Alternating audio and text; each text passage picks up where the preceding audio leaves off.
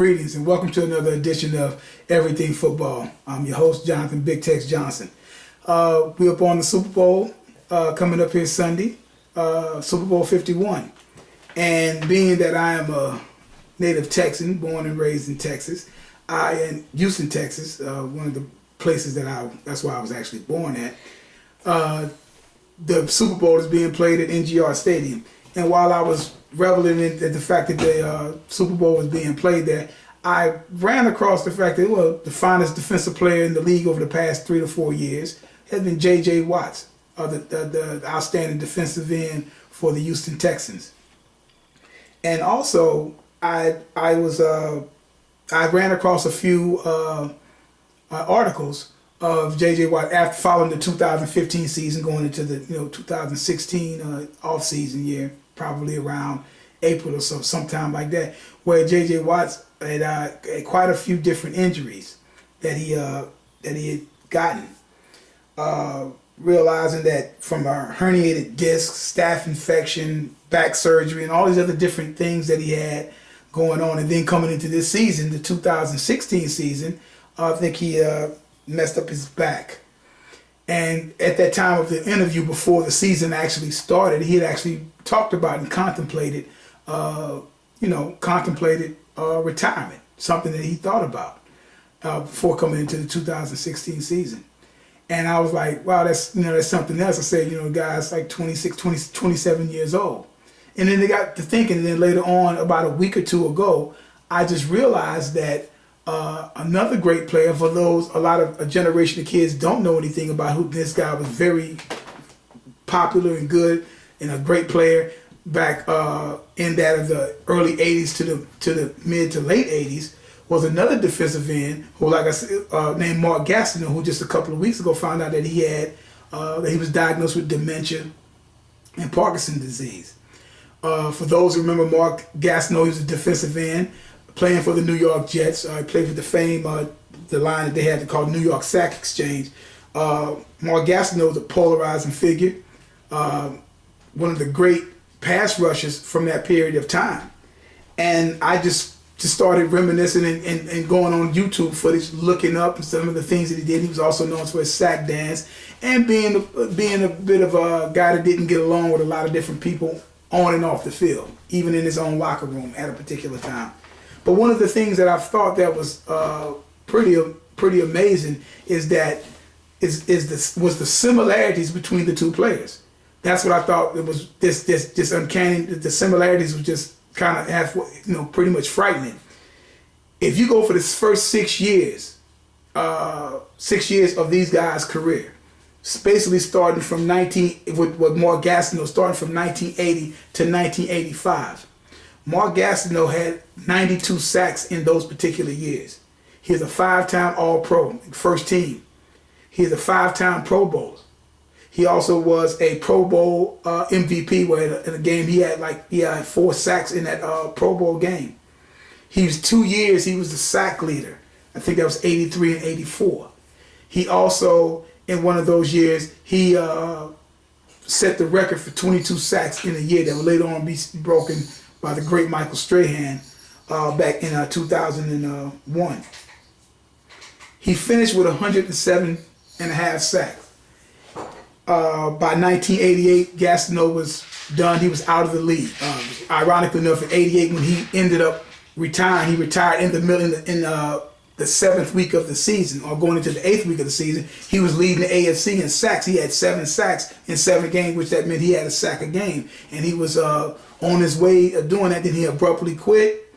And Gastineau ended up going into boxing and had a bunch of off the field issues and problems, and doing a stint in prison and all this kind of stuff. And then I think he's still, in his older age, got his life together now. This happened a couple of weeks ago, so we kind of hope everything goes fine for Mr. Gastineau. But he was one of the fierce pass rushers of that era of time. 6'5", 270 pounds, and he ran a 4.5 40. Now, this term is used a lot today. It wasn't really used back then, but it was used today. What he would be considered now as a freak, as they would call him, somebody that size and had that kind of speed. So Gastineau was definitely one of the finest defensive players that played the position for that particular time frame. Then I started looking at J.J. Watt and his career, 6 years, 2011 to 2016. Watson has accumulated 76 sacks. He also is a 4-time All-Pro first team. He's a 4-time Pro Bowler, as well as a 3-time Defensive Player of the Year. And I forgot to say that Gastineau was also Defensive Player of the Year once. And Watts has done it 3 times. 2-time sack leader in 2012, 2015. 76 sacks, like I said, so far.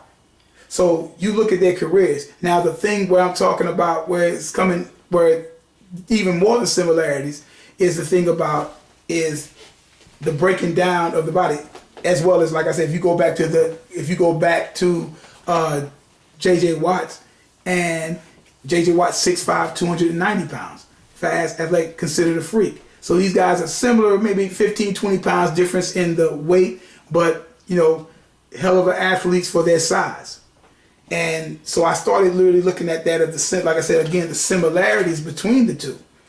And these guys started out early, and they started out with a bang, and all that. And nowadays, because we having this, and based on the things happening with Mark Gastineau and he's blaming a lot of the stuff due to football. A lot of these players now, over the past 4 years or so, some players are getting drafted and playing, and then they're not playing because, or they're starting to retire early from the game because of head injuries, and they're worried about the head, which I truly understand that and everything.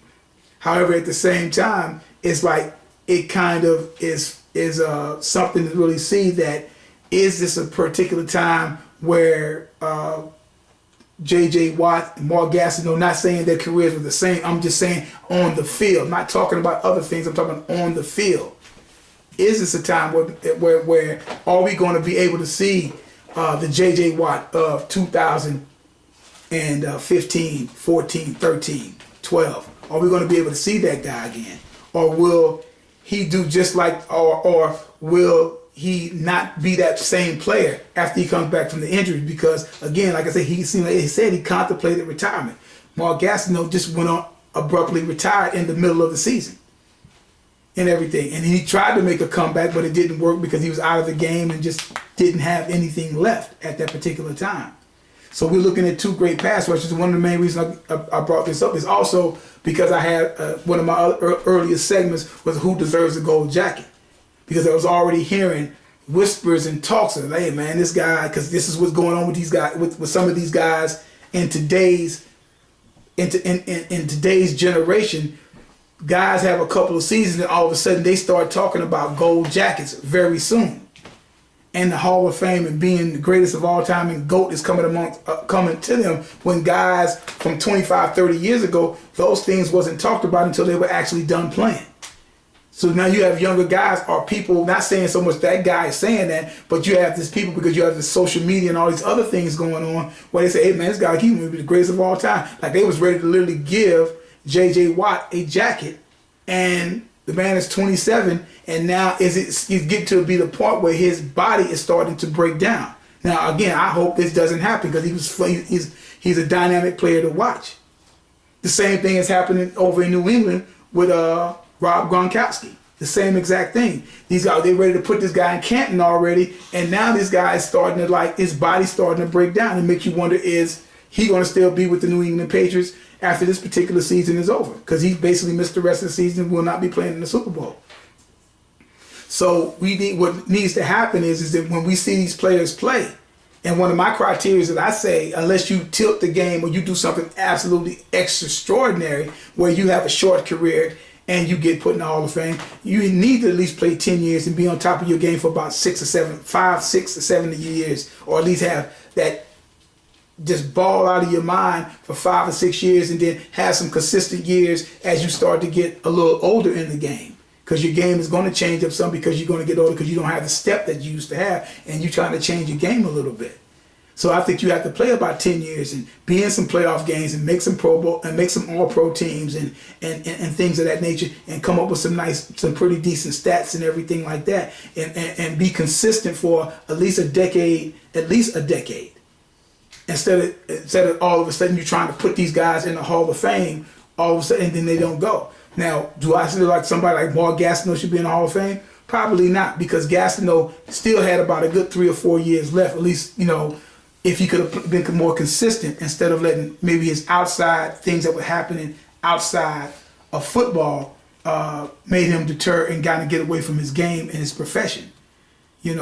I think he would have been a first ballot Hall of Fame another 3 good years that he could have possibly put in, would have put him in the league for about 13 years and everything. I've heard Wade Phillips, who coached there at the Texans and coached at Denver and was the head coach at Dallas, he said, well, J.J. Watt, he's going to be the best defensive end of all time. I think he's going to really be that. And it looked like he was going to be that. But is it? You can't already say this guy's going to be this when he hasn't. He's 27 and already he's starting to contemplate retirement already. And he hasn't, you say to try to sit up as, oh, he's better than Reggie White or he's better than that of Bruce Smith. I'm like, I disagree. Those guys played 15, 20 years. Now, I'm not saying he has to play that, but he has to at least go over a decade and some change, a decade, at least 12 and 13 years, and be consistent in the playoffs and actually play some real serious playoff football and not getting knocked out in the first round. And that's also another thing that works against Mark Gastineau, is because Gastineau, the Jets teams never really won anything.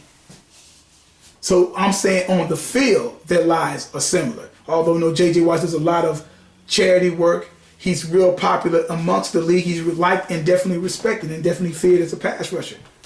So I was just looking at the similarities of the two on the field and how they're so similar that it is a little bit frightening, and you kind of hope that J.J. Watt go over that threshold and give us another 5 or 6 years, so we can say, hey, man, say, okay, yeah, he's a player and he's doing it, and come up with another Defensive Player of the Year award or whatnot. And that's the things that I want to see from J.J. Watt, and for it not to flame out because of injury. Not because of other things, just because of injury, and end up fizzing out because of injury, or unlike Gastineau, who fizzed out because of personal things off the field. And another funny thing about that is they both wore the number 99. Tell me what you think, and you do your research yourself and look at the record and look at the information I provided for you. Go look it up yourself, and go look up for you guys that don't know, you younger people that don't know anything about Mark Gastineau. Go look him up. Look at his crazy sack dance and everything, but look at his charge off the ball. Look at his hand technique. Look at the way he comes off the ball. You'll see that Mark Gastineau's a great pass rusher, great defensive end, but it just ended too quick. So tell me what you think. All right? Thank you.